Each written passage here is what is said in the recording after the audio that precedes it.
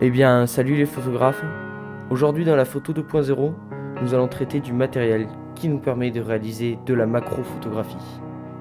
Je vais autant vous parler des techniques dites officielles comme des objectifs macro, que des petites techniques système D qui nous permettent de s'initier à la macro. Allez, c'est parti!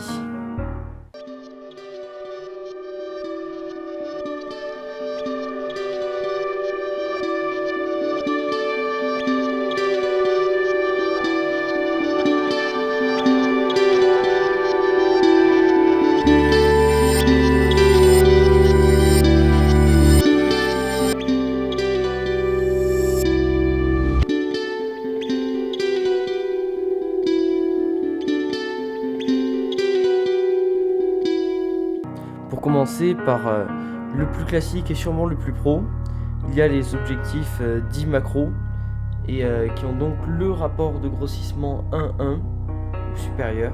Ils sont souvent très onéreux, on les trouve à partir de 400 €. Autre technique pour réaliser de la macro, les bonnettes macro.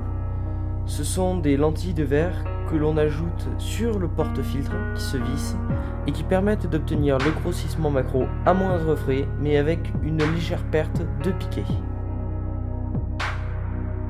Troisième technique, beaucoup plus connue et beaucoup plus utilisée, la technique des bagues à longe. Cette technique consiste à prendre un objectif de moyenne focale et à allonger sa focale en plaçant un tube entre le boîtier et l'objectif. Certains réalisent cette technique avec un simple rouleau d'essuie-tout ou encore une boîte d'apéritif. Le but étant seulement d'écarter notre objectif du boîtier pour agrandir sa focale et de l'isoler des lumières parasites extérieures.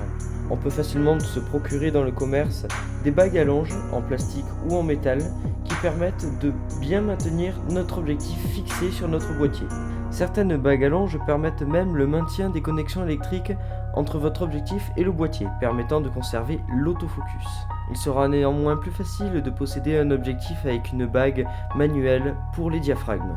Les bagues à longe existent en plusieurs longueurs et sont démontables pour ajuster plus ou moins le grossissement. Il existe néanmoins des soufflets qui se fixent à la fois sur notre boîtier et sur lesquels nous fixons notre objectif et qui permettent un réglage plus précis de l'extension focale. Pour vous donner un ordre d'idée, on trouve les bagues d'allonge classiques aux alentours de 10 €, les bagues d'allonge avec maintien de connexion aux alentours d'une cinquantaine d'euros et les soufflets à partir de 60-70 €. La dernière technique que je vais vous présenter est celle de la bague d'inversion macro. Elle s'appuie sur le principe que lorsque vous retournez un objectif contre votre appareil, il devient un objectif macro à fort grossissement. Plus la focale de votre objectif sera petite, plus son grossissement sera fort. Vous pouvez utiliser cette technique sans aucun matériel, seulement en tenant votre objectif devant votre boîtier. Pour plus de confort et pour éviter une chute de votre objectif, il existe sur le net à des prix dérisoires, aux alentours de 3 €, des bagues d'inversion macro. Celles-ci se vissent sur votre porte-filtre et permettent de se fixer sur votre boîtier. Néanmoins, lors de cette opération, le maintien des connexions électriques n'est pas assuré. Il existe des bagues d'inversion très haut de gamme avec un câble qui permet de maintenir les connexions électriques entre votre objectif et votre boîtier. Ce type de bague d'inversion très rare et aussi très onéreux, plus de 200 €, possède un couvercle vitré pour protéger l'arrière de votre objectif.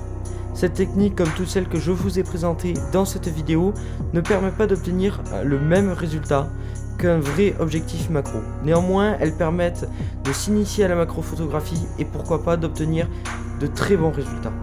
Voilà, la vidéo touche à sa fin. J'espère qu'elle vous aura permis d'en apprendre plus sur les techniques qui permettent de réaliser de la macro ou de s'y initier.